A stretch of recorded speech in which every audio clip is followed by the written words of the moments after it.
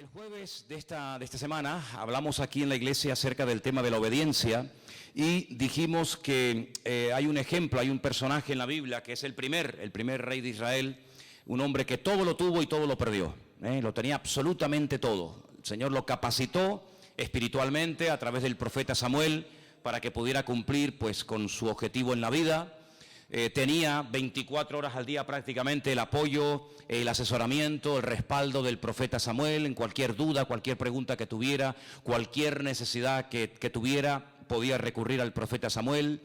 Era un hombre que tenía a todo el pueblo, pues en fin, contento, porque desde un primer momento la gente lo quería, lo apoyaba, pero vimos cómo el profeta Samuel en las diferentes órdenes, en las diferentes oportunidades que se le fueron presentando de parte del Señor a lo largo de su vida, pues como no era, porque nunca lo fue, y por el hecho de ser rey no lo iba a ser, fue un hombre carnal, no fue un hombre espiritual, fue un hombre que de la noche a la mañana pues tiene todo el poder en la palma de su mano, pero nunca fue un hombre espiritual. Y cuando una persona no es espiritual, pues por mucho poder, por muchos cargos, por mucha autoridad que le puedas dar en la vida, pues los cargos no cambian a nadie. Es más, como les dije hace poco, esa famosa frase, si quieres conocer a un verdadero hombre, dale poder para ver cómo actúa, ¿no?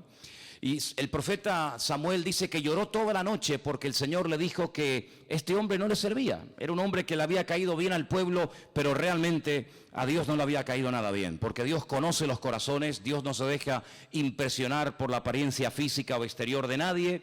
Y efectivamente Saúl era un hombre imponente, un hombre altísimo, un hombre carismático, pero no era una persona espiritual. Y en el fondo lo que el Señor quería y siempre quiso y siempre va a querer es buscar, encontrar hombres, mujeres, personas espirituales con las cuales pueda pues desarrollar el plan que Él tiene para la humanidad, ¿verdad?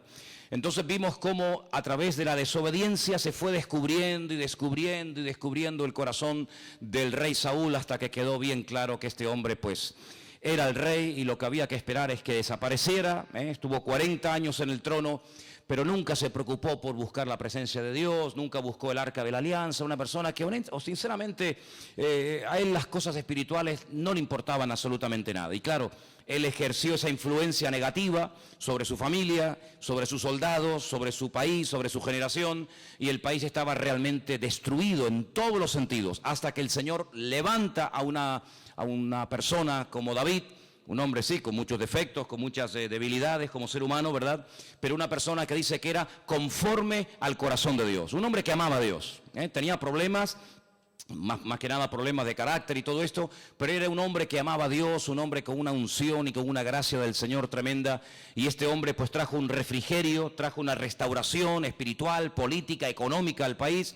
Y es que cuando un gobernante es una persona respaldada por Dios, bendecida por el Señor, todo el pueblo, todo el país es bendecido y de alguna manera la bendición de la cabeza salpica el resto del cuerpo. Pero sabemos y todos somos conscientes de lo que estamos hablando, que cuando las autoridades no son autoridades espirituales que aman a Dios, que respetan los principios morales y espirituales de la Biblia, pues el país entra en un callejón sin salida y bueno, y vemos que sinceramente no hay oportunidad para un cambio, ¿no?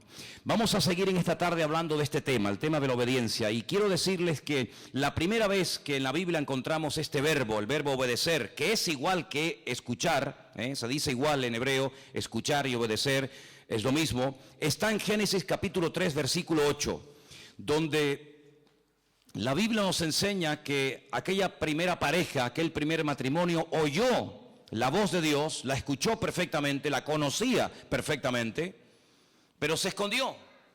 Algo habían hecho que les había cambiado por dentro y por fuera.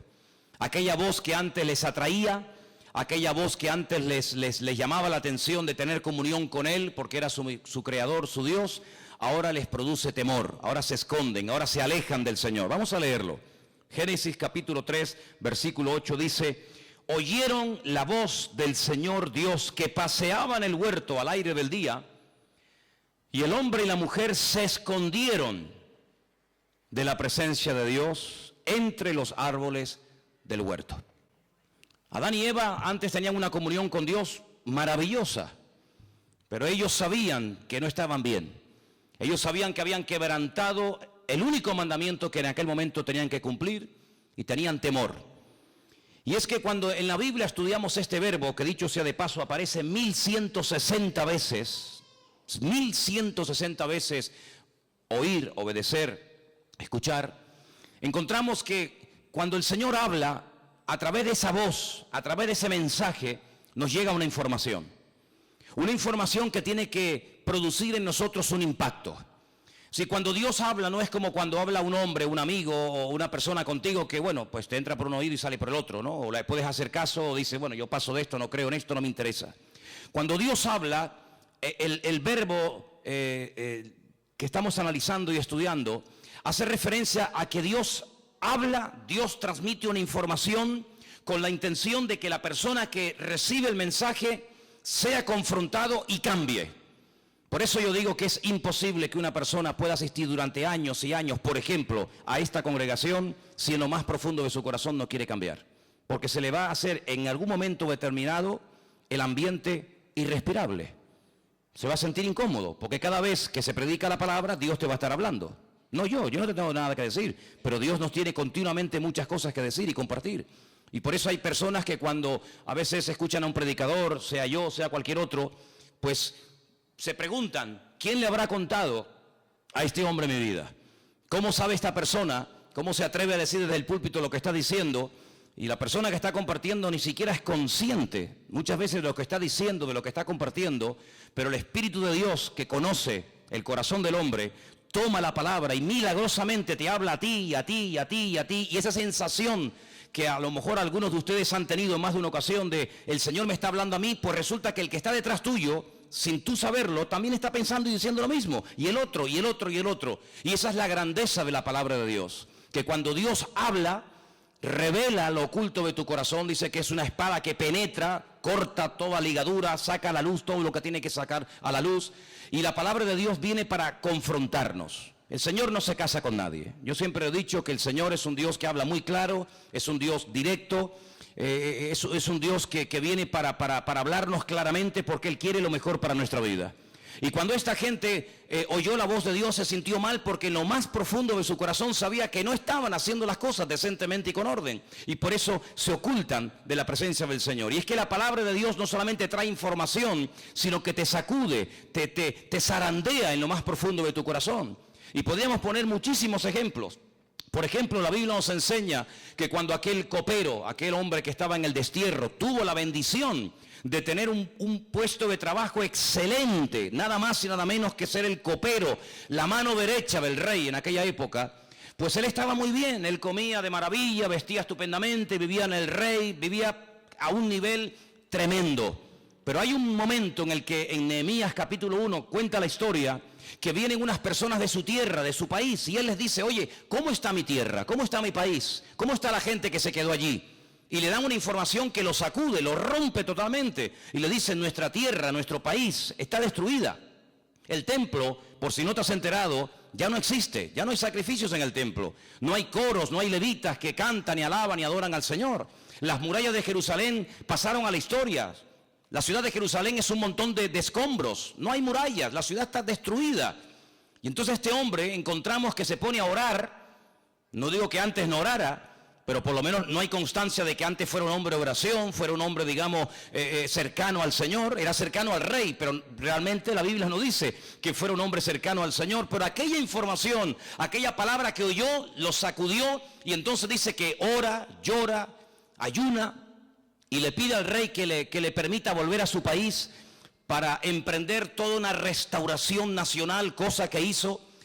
Y les animo a que lean el famoso libro de Nehemías, que no tiene desperdicio. Un hombre que lo deja todo y cuando llega a Jerusalén dice que a altas horas de la noche, montado en su cabalgadura, da vueltas y vueltas alrededor de la ciudad de Jerusalén y él llega al convencimiento de que aquella información que le habían dado era una información correcta.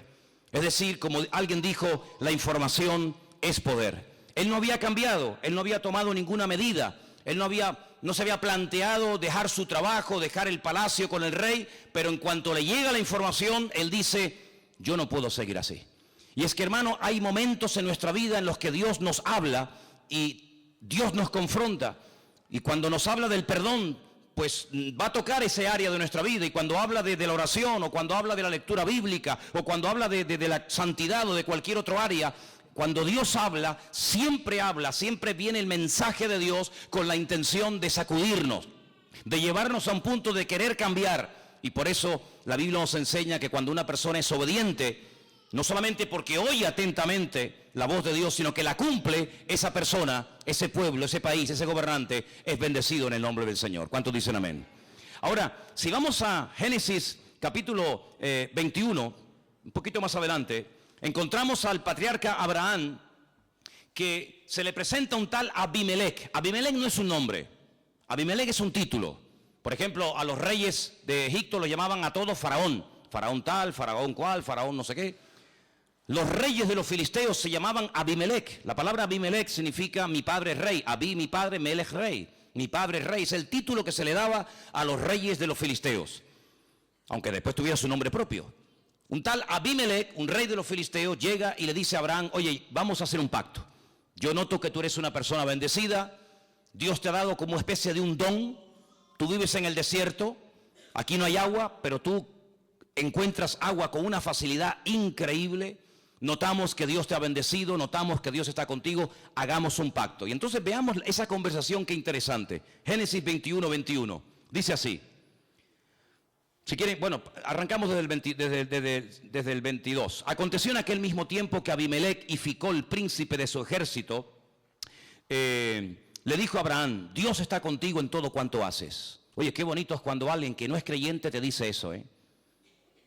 Qué bonito cuando una persona que no es creyente, que no tiene al Dios que tú tienes, ni las creencias que tú tienes, observa que tú eres una persona diferente. Podrá estar a favor o en contra de lo que crees, evidentemente. Cada uno es libre de pensar y decir lo que quiera.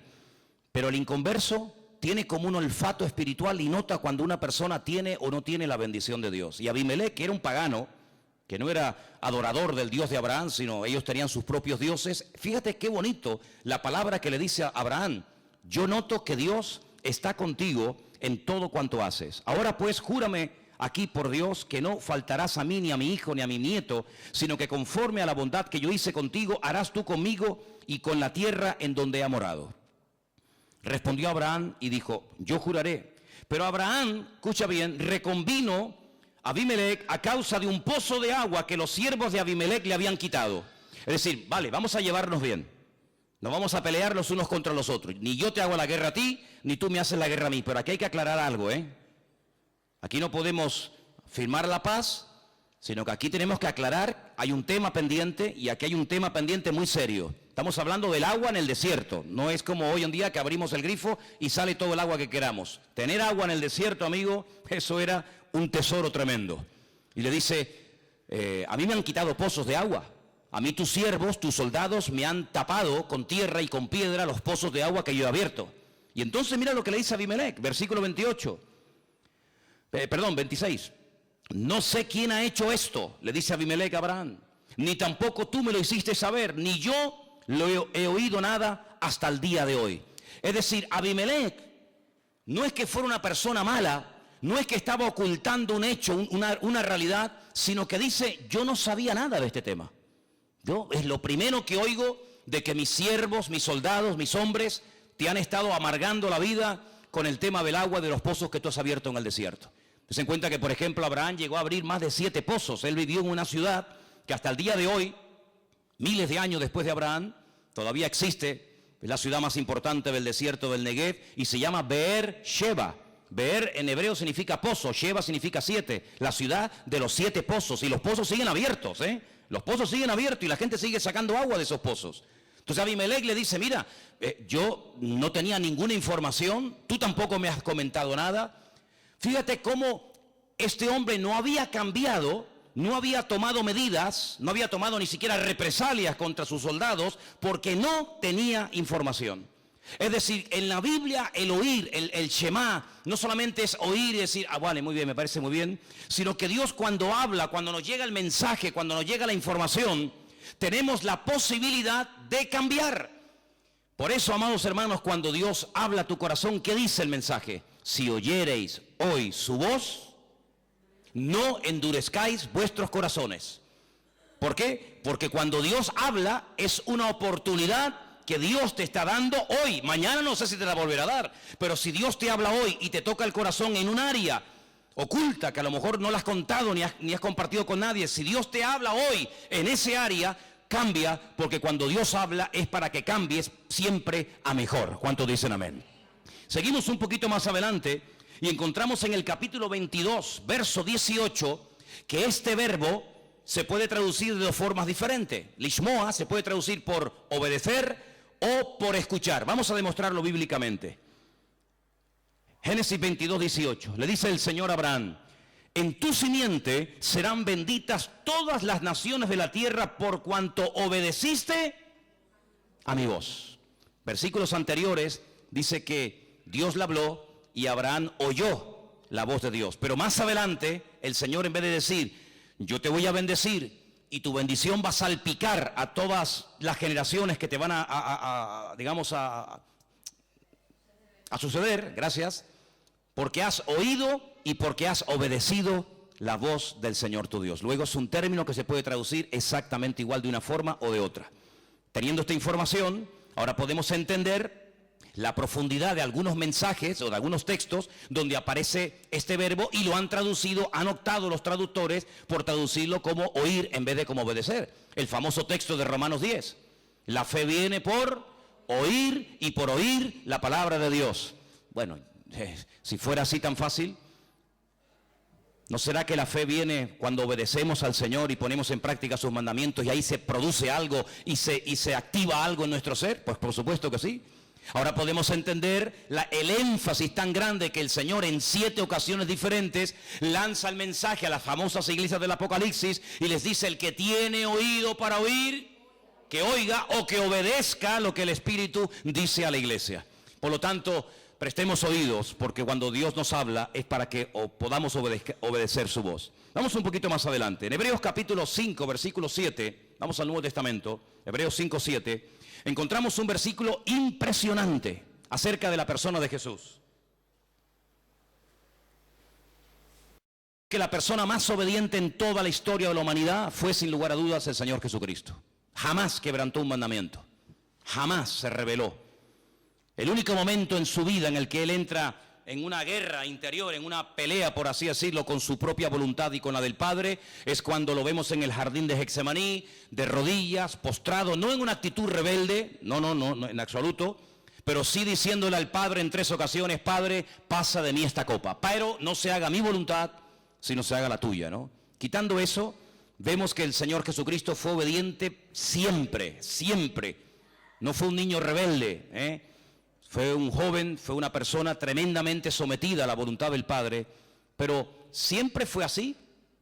¿Cómo aprendió a ser obediente? Porque nadie nace siendo obediente.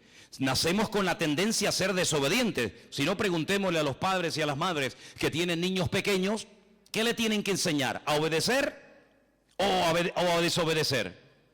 Generalmente a obedecer. ¿Qué le tienen que enseñar? ¿A portarse bien o a portarse mal? Generalmente la tendencia es hacer cosillas que no están muy bien que digamos, ¿verdad? Pues fíjense el sistema que el Padre utilizó con su Hijo Jesucristo para que fuera el ser más obediente de toda la creación, de toda la historia. Vamos a ir a Hebreos capítulo 5, versículo 7, y dice así: y Cristo, en los días de su carne, ofreciendo ruegos y súplicas con gran clamor y lágrimas al que le podía librar de la muerte, está hablando de la noche en Getsemaní, evidentemente, fue oído a causa de su temor reverente. Hasta aquí no hay problema, pero ahora viene lo tremendo.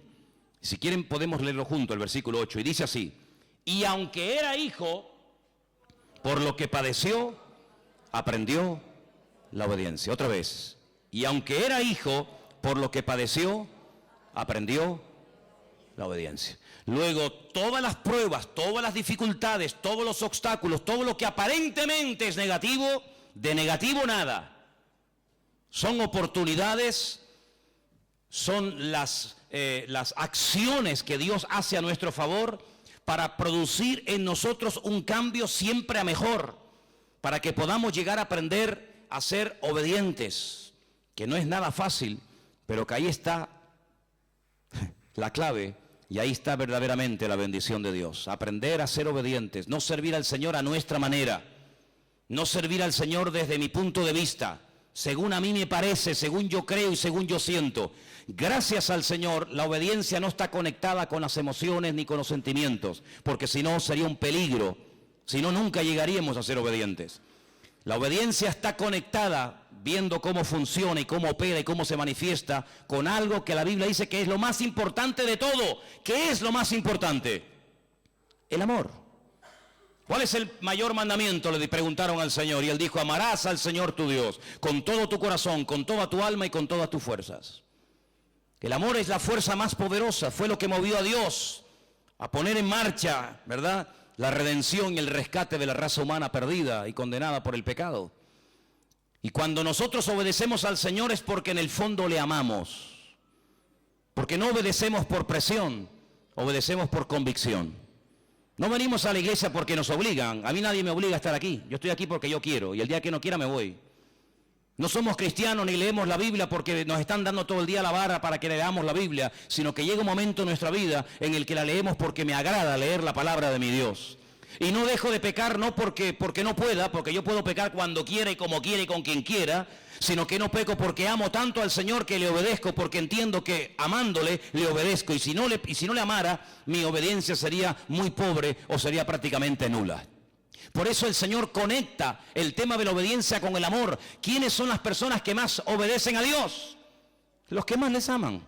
¿Cuáles son los más rebeldes? ¿Cuáles son las personas que les cuesta obedecer? ¿Cuáles son las personas que se les hace cuesta arriba la vida cristiana? Que no pueden, aunque quieran, se esfuerzan, no pueden. ¿Por qué? Las personas que no terminan de amar a Dios. Ahora podemos entender la profundidad de la palabra, de la pregunta del Señor, cuando le dice a Pedro: Pedro, vamos a ver, ¿tú me amas? No le pregunta otra cosa. Nosotros le hubiéramos preguntado: oye, ¿dónde estabas cuando tú me dijiste que no me ibas a traicionar, no me ibas a negar? ¿Dónde estabas? ¿Qué te pasó? No le pregunta nada de eso. Solamente le pregunta: ¿tú me amas? Y cuando Pedro abre su corazón y le dice: Señor, tú sabes que a pesar de todo lo que he hecho y todo lo que he dicho y todas las meteduras de pata que he cometido en mi vida, tú sabes que yo te amo. Pues el Señor le dice: pues si tú me amas, venga, ponte a trabajar y apacienta a mis corderos. Porque el Señor le da responsabilidad, abre puertas, guía, bendice y prospera a toda persona que le ama, porque el que ama es una persona fiel, y el que es fiel le obedece al Señor, sí o sí, aunque no lo entienda. ¿Cuántos dicen amén? Así que, amados hermanos, vemos que el Señor tuvo que aprender a ser obedientes. Si Él tuvo que aprender a ser obedientes, tú y yo vamos a ganarle a Él. Si no, más profundo de nuestro corazón, ¿quién no tiene problemas con la rebeldía? ¿Tú no tienes? ¿Tú no? Yo fui un rebelde toda mi vida. ¿Quién no tiene problemas con el orgullo? ¿Quién no tiene problemas con la impaciencia? ¿Quién no tiene problemas de carácter? Dígame quién. ¿Hay alguien aquí que pueda levantar la mano y ponerse como botón de muestra de qué? De nada. Pero el Señor nos prueba, el Señor nos moldea, el Señor nos trata, el Señor nos da oportunidades a pesar de nuestros errores y carencias. ¿Por qué? Porque nos ama, y nos ama tanto que nos prueba para probarnos siempre, para producir en nosotros el carácter de Cristo. Y el carácter de Cristo es la obediencia. Lo hemos leído esta tarde en Filipenses capítulo 2. Fue obediente, no una temporada, no se portó bien un tiempo y el resto de la vida fue un desastre. No, fue obediente hasta la muerte. Y hasta la muerte de cruz, la muerte que Él escogió para morir de esa manera por la raza humana. Y quiero terminar leyendo en Daniel capítulo 9, la famosa oración del profeta Daniel en Babilonia, cuando él, leyendo al profeta Jeremías, sabe que el tiempo se acerca, el tiempo del cautiverio ya se está cumpliendo. Los 70 años que profetizó Jeremías en sus profecías, en su libro, están próximos a cumplirse. Y él sabe perfectamente que lo que el Señor profetizó a través de la boca de Jeremías era verdad. Y él se pone a orar, y él se pone a clamar al Señor. Y esa oración la tienen ustedes en el capítulo 9 de Daniel, que es una oración maravillosa. Léanla, estúdienla, mediten en ella para que vea cómo ese hombre se desgarra delante del Señor. Cómo ese hombre no le echa la culpa a Dios ni a nadie de nada, sino que reconoce que han sido desobedientes, que no han oído la voz de Dios, que se han apartado de los caminos del Señor. Vamos a leerlo. Daniel capítulo 9. ¿Lo tienen, hermanos? Versículo 6. El 9:6 de Daniel dice así: no hemos obedecido a tus siervos los profetas. Más claro agua. 40 años, por ejemplo, Jeremías estuvo profetizando: cambien, dejen de adorar imágenes, arrepiéntanse. No había manera. Jeremías lo decía. Daniel ahora dice en su oración, no hemos obedecido a tus siervos los profetas. Versículo 10. No hemos obedecido a la voz del Señor nuestro Dios, ni a los hombres, ni a Dios. ¿Qué te parece? Versículo 11. Todo Israel traspasó tu ley apartándose para no obedecer tu voz, por lo cual nos ha caído sobre nosotros la maldición y el juramento que está escrito en la ley de Moisés, siervo del Señor. Versículo 14.